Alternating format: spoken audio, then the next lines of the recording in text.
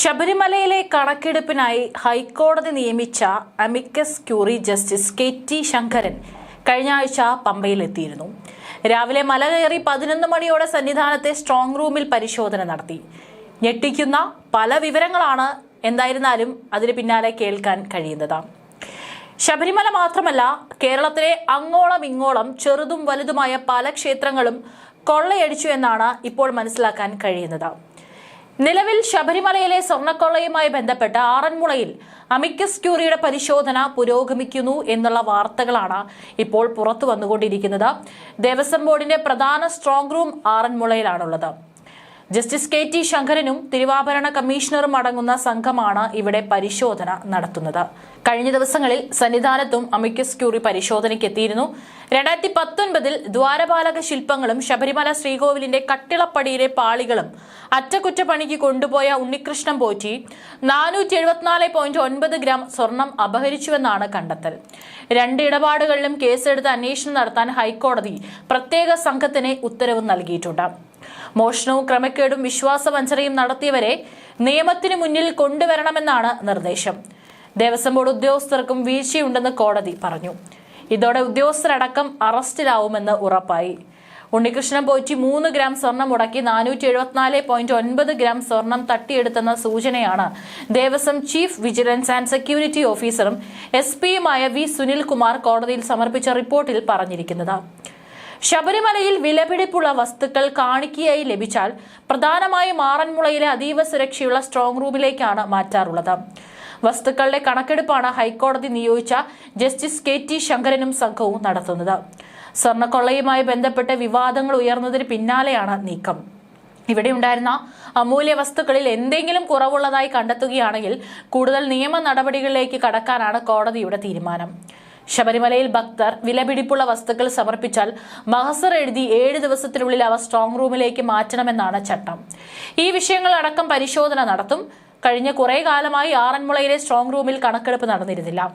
അതിനിടെ ശബരിമല ദ്വാരപാലക ശില്പപാളിയിൽ സ്വർണം കവർന്ന കേസിലും ഉണ്ണികൃഷ്ണൻ പോറ്റിയുടെ ബംഗളൂരിലെ വീട്ടിലും SIT പരിശോധനയിൽ ഒന്നും കിട്ടിയില്ല. തെളിവുകളെല്ലാം നേരത്തെ വീട്ടിൽ നിന്ന് മാറ്റിയെന്നാണ് സൂചന. സ്വർണം ഇയാൾ ബെല്ലാരിയിലുള്ള സ്വർണ്ണ വ്യാപാരിക്ക് വിറ്റതായി വിവരം ലഭിച്ചിരുന്നു. തുടർന്ന് നടത്തിയ അന്വേഷണത്തിൽ 476 ഗ്രാം സ്വർണം ബെല്ലാരിയിൽ നിന്ന് കണ്ടെത്തുകയും ചെയ്തു. സ്വർണം റാന്നി കോടതിയിൽ ഹാജരാക്കും. തുടർന്ന് ബംഗളൂരിലെത്തിയ പ്രത്യേക അന്വേഷണ സംഘം ഉണ്ണികൃഷ്ണൻ പോറ്റിയുടെ ബംഗളൂരു ശ്രീറാംപുരിയിലെ വീട്ടിൽ പരിശോധനയും നടത്തി. അതിനിടെ ബംഗളൂരിലെ വമ്പൻ സ്വർണ്ണ കടയുടമയും ഉണ്ണികൃഷ്ണൻ പോറ്റിക്ക് ബന്ധമുണ്ട്. ശതകോടീശ്വരനാണ് ഈ ഗ്രൂപ്പ്. ഈ ഗ്രൂപ്പിലേക്ക് അന്വേഷണം നീളാതിരിക്കാനാണ് ചില കേന്ദ്രങ്ങളുടെ നീക്കം. ഈ സ്വർണ്ണക്കട മുതലാളിയുടെ പേരിൽ ശബരിമലയിൽ പലതും ഉണ്ണികൃഷ്ണൻ പോറ്റി നടത്തിയിട്ടുണ്ട്. ഈ മുതലാളിക്കെതിരെ കർണാടക പോലീസും കേസുകൾ എടുത്ത ചരിത്രമുണ്ട്. അറസ്റ്റിലാവുകയും ചെയ്തു. എന്നാൽ ഈ മുതലാളിയുടെ പങ്കിനെ കുറിച്ച് അന്വേഷണം നീളുന്നില്ല. ഉണ്ണികൃഷ്ണൻ പോറ്റി അടക്കം കരുതലെടുത്താണ് മൊഴി നൽകുന്നത്. ശബരിമല സ്വർണ്ണപ്പാളി വിവാദത്തിലെ ഗോവർദ്ധനെ നേരത്തെ തന്നെ കണ്ടെത്തിയിരുന്നു. കർണാടകയിലെ ബെല്ലാരി സ്വദേശിയായ ജ്വല്ലറി ഉടമയാണ് ഗോവർദ്ധൻ. ശബരിമല ശ്രീകോവിലിന്റെ വാതിൽ സ്വർണം പൊതിയാൻ വേണ്ടി സ്വർണം വഴിപാടായി നൽകിയത് താനാണെന്നും ഗോവർദ്ധൻ സമ്മതിച്ചിട്ടുണ്ടായിരുന്നു. അയ്യപ്പ ഭക്തൻ എന്ന നിലയിൽ കിട്ടിയ അവസരമാണ്, പുണ്യമായി കരുതിയാണ് ഇത് ചെയ്തതെന്നായിരുന്നു വിശദീകരണം. വർഷങ്ങളായി തനിക്ക് ഉണ്ണികൃഷ്ണൻ പോറ്റി അറിയാമെന്ന് ഗോവർദ്ധൻ സമ്മതിച്ചിരുന്നു. കൃത്യമായി ഓർക്കുന്നില്ലെങ്കിലും 2012 2013 ആണ് ശ്രീരാമപുരം അയ്യപ്പസ്വാമി ക്ഷേത്രത്തിൽ വെച്ച് താൻ ഉണ്ണികൃഷ്ണൻ പോറ്റിയെ പരിചയപ്പെട്ടതെന്നും മൊഴി നൽകിയിരുന്നു. ബെല്ലാരിയിലുള്ള ഗോവർദ്ധന്റെ കട താൻ 2000 മുതൽ എല്ലാ വർഷവും മുടങ്ങാതെ ശബരിമലയിൽ ദർശനത്തിനായി പോകുന്ന ഒരു അയ്യപ്പ ഭക്തനാണെന്നും 2018 നവംബറോടെയാണ് പുതിയ സ്വർണം പൂശിയ വാതിൽ നിർമ്മിക്കാൻ തനിക്ക് അവസരം ലഭിച്ചതെന്നും അദ്ദേഹം വെളിപ്പെടുത്തിയിരുന്നു. പുതിയ വാതിൽ 2019 മാർച്ചിലാണ് പൂർത്തിയാക്കിയതെന്നും 2019 മാർച്ചിൽ താനത് അയ്യപ്പ ക്ഷേത്രത്തിലേക്ക് സംഭാവന ചെയ്തുവെന്നും അദ്ദേഹം പറഞ്ഞു. ഗോവർദ്ധൻ 321 ഗ്രാം സ്വർണമാണ് നൽകിയിരിക്കുന്നത്. ആദ്യഘട്ടത്തിൽ 200 ഗ്രാമും പിന്നീട് 121 ഗ്രാം സ്വർണവും കൈമാറിയത് എന്ന് ഹൈക്കോടതി ഉത്തരവിൽ വ്യക്തമാക്കുന്നു. ഇതിൽ വാതിലിലെത്ത സ്വർണമുണ്ട് എന്നതാണ് നിർണായകം. രോധാം ജ്വല്ലറി ഉടമയാണ് ഗോവർദ്ധൻ. ഇതേ കടയിൽ നിന്നാണ് ഇപ്പോൾ സ്വർണം കിട്ടുന്നതും കർണാടകത്തിലെ ബെല്ലാരിയിലുള്ള സ്വർണ്ണ വ്യാപാരിക്ക് വിറ്റെന്ന വ്യാപാരിയുടെ മൊഴിയുടെ അടിസ്ഥാനത്തിലാണ് തെളിവെടുപ്പിനായി ഉണ്ണികൃഷ്ണൻ പോറ്റിയുമായി അന്വേഷണ സംഘം ബാംഗ്ലൂരിലെത്തിയത്. ഇയാളെ ചെന്നൈയിലെ സ്മാർട്ട് ക്രിയേഷൻസിൽ എത്തിച്ചും തെളിവെടുക്കും. ശില്പപാളിയിലെ 476 ഗ്രാം സ്വർണം കവർന്നെന്നാണ് ദേവസ്വം വിജിലൻസ് കണ്ടെത്തിയത്. കേസിൽ കൂടുതൽ ദേവസ്വം ഉദ്യോഗസ്ഥരുടെ അറസ്റ്റ് ഉണ്ടാകുമെന്നാണ് വിവരം. 2 കേസുകളിലായി പ്രതിപ്പട്ടികയിലുള്ള ഉണ്ണികൃഷ്ണൻ പോറ്റിയും മുരാരി ബാബുവുമാണ് നിലവിൽ അറസ്റ്റിലായിട്ടുള്ളത്. ശില്പപാളിയിലെ സ്വർണ്ണമോഷണ കേസിൽ മുരാരി ബാബു 2ാം പ്രതിയും കട്ടിളപ്പടിയിലെ സ്വർണം കവർന്ന കേസിൽ 6ാം പ്രതിയുമാണ്. തട്ടിപ്പിനായി മുഖ്യപ്രതി ഉണ്ണികൃഷ്ണൻ പോറ്റിയുമായി മുരാരി ബാബു ഗൂഢാലോചന നടത്തിയതായും അന്വേഷണ സംഘം കണ്ടെത്തിയിട്ടുണ്ട്.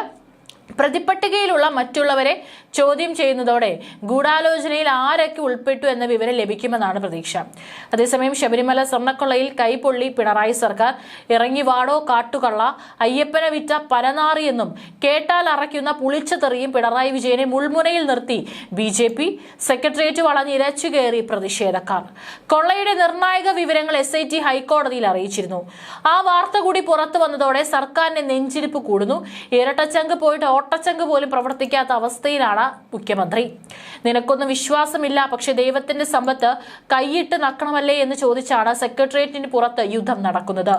സ്വർണ്ണപ്പാളികളിൽ നിന്ന് വേർതിരിച്ച സ്വർണം കർണാടകയിലെ സ്വർണ്ണ വ്യാപാരിക്ക് ഉണ്ണികൃഷ്ണൻ പോറ്റി വിറ്റുവെന്ന് തെളിഞ്ഞിരുന്നു. ബെല്ലാരിയിലെ ഗോവർദ്ധന്റെ ജ്വല്ലറിയിൽ നിന്ന് ഇത് കണ്ടെത്തിയിരുന്നു.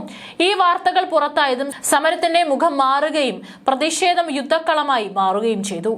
കഴിഞ്ഞ ദിവസം രാത്രി മുതൽ BJP രാപ്പകൽ സമരം ആരംഭിച്ചത്. BJP സംസ്ഥാന അധ്യക്ഷൻ രാജീവ് ചന്ദ്രശേഖറും മുതിർന്ന സംസ്ഥാന നേതാക്കളും കനത്ത മഴയിലും റോഡിൽ കുത്തിയിരുന്ന് പ്രതിഷേധിച്ചു. അതിന്റെ തുടർച്ചയാണ് ഇന്നത്തെ സമരം. സെക്രട്ടേറിയറ്റ് വളഞ്ഞ് BJP സമരം ആളിക്കത്തിക്കുന്നു. മഴ പെയ്തിട്ടും പ്രതിഷേധക്കാർ പിരിഞ്ഞു പോകാൻ തയ്യാറാകുന്നില്ല. മാത്രമല്ല, റോഡിലൂടെ ഒരു വാഹനം പോലും കടത്തിവിടുന്നില്ല. മന്ത്രിമാരും മറ്റു സെക്രട്ടേറിയറ്റിന്റെ പിൻവാതിലൂടെയാണ് പുറത്തേക്ക് പോകുന്നത്. മുഖ്യമന്ത്രിയും പിന്നാമ്പറത്തൂടെ ഇറങ്ങി ഓടുകയാണ്. കഴിഞ്ഞ ദിവസങ്ങളിൽ ആശാ വർക്കർമാർ സമരം കത്തിച്ച് പിണറായിയെ പ്രാഗിക്കൊണ്ടാണ് അവർ സമരം നടത്തിയത്. അതിന്റെ ക്ഷീണം തീരും മുമ്പ് അടുത്ത സമരവേലിയേറ്റവും പിണറായിക്ക് തെറിവിളിയും. സെക്രട്ടേറിയറ്റ് പരിസരത്തേക്ക് ആർക്കും അടുക്കാൻ പറ്റാത്ത അവസ്ഥയാണ്. ദൈവത്തിന്റെ സ്വർണം മോഷ്ടിച്ച ലോകത്തിലെ ആദ്യത്തെ സർക്കാർ പിണറായി സർക്കാരാണെന്നും BJP മുൻ സംസ്ഥാന അധ്യക്ഷൻ PK കൃഷ്ണദാസ് പറഞ്ഞു. ഈ സർക്കാർ രാജിവെച്ച് പുറത്തു പോകേണ്ട സമയം അതിക്രമിച്ചു. പോറ്റി ഉപയോഗിച്ചാണ് പിണറായി സർക്കാർ സ്വർണം മോഷണം നടത്തിയത്. സ്വർണം എന്നത് മുഖ്യമന്ത്രിയുടെ ദൗർബല്യമാണ്. പോറ്റിയെയല്ല, പോറ്റിയെ പോറ്റി വളർത്തിയ പിണറായി വിജയനെയും CPM നേതാക്കളെയുമാണ് പ്രത്യേക അന്വേഷണ സംഘം അറസ്റ്റ് ചെയ്യേണ്ടത്. ഇപ്പോഴത്തെ അന്വേഷണം തന്ത്രിമാരിലേക്കാണ് പോകുന്നതെന്നും തന്ത്രിമാരല്ല മന്ത്രിമാരാണ് സ്വർണം കട്ടതെന്നും PK കൃഷ്ണദാസ് പറഞ്ഞു. ദേവസ്വം മന്ത്രി രാജിവെക്കണം, ദേവസ്വം ബോർഡ് പിരിച്ചുവിടണം തുടങ്ങിയ ആവശ്യങ്ങളാണ് പ്രതിഷേധക്കാർ മുന്നോട്ട് വയ്ക്കുന്നത്. ദേവസ്വം ബോർഡിലെ കഴിഞ്ഞ 30 വർഷത്തെ സാമ്പത്തിക ഇടപാടുകൾ കേന്ദ്ര ഏജൻസികൾ വഴി അന്വേഷിപ്പിക്കണമെന്നും എല്ലാ ദേവസ്വം ബോർഡുകളിലും അടിയന്തരമായി CAG ഓഡിറ്റ് നടത്തണമെന്നാണ് പ്രതിഷേധക്കാരുടെ ആവശ്യം. വിശ്വാസം സംരക്ഷിക്കുമെന്നാണ് ആഗോള അയ്യപ്പ സംഗമ വേദിയിൽ പിണറായി വായ്ത്താളം അടിച്ചത്. ഇങ്ങനെയാണ് വിശ്വാസം സംരക്ഷിക്കുന്നതെന്ന് BJPയുടെ ചോദ്യം. വിശ്വാസികളെ പച്ചയ്ക്ക് വഞ്ചിക്കുകയാണ് ഈ സർക്കാർ. അയ്യപ്പന്റെ മുതലേ കൊള്ളയടിക്കപ്പെട്ടത് 2018-19 കാലത്താണ്. സുപ്രീം കോടതി വിധി നടപ്പാക്കാനെന്നും പറഞ്ഞ് കണ്ട പെണ്ണുങ്ങളെ അവിടെ കയറ്റിയതും ശബരിമല യുദ്ധക്കളമാക്കിയതും എന്തിനു വേണ്ടിയായിരുന്നെന്നും അതിന്റെ മറവിൽ സ്വർണ്ണക്കടത്ത് നടന്നുവെന്നാണ് BJP ആരോപിക്കുന്നത്. അയ്യനെ കൊള്ളയടിക്കാൻ യുവതീ പ്രവേശനം മറയാക്കി ഈ സർക്കാർ എന്ന വലിയ ബോംബാണ് BJP പൊട്ടിച്ചിരിക്കുന്നത്.